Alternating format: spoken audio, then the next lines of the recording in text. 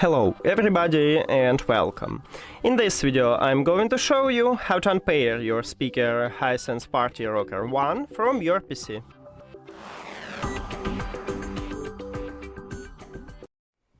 You have to start by press one time at the Windows button on your keyboard and then write Bluetooth.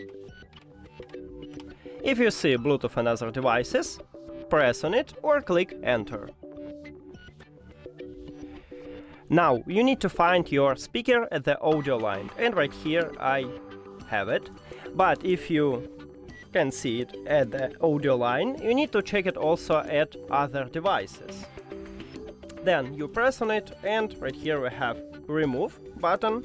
We need to press this button also. But if you want to only stop Bluetooth connection with your speaker but leave it at the device list and then reconnect it in the future, I recommend it to click at the Disconnect button, because with Remove you will totally remove your speaker from your PC.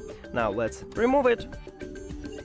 And now we can turn off the speaker. So right here at the top of the speaker, at the right bottom we have a power button. You just press and hold at this button.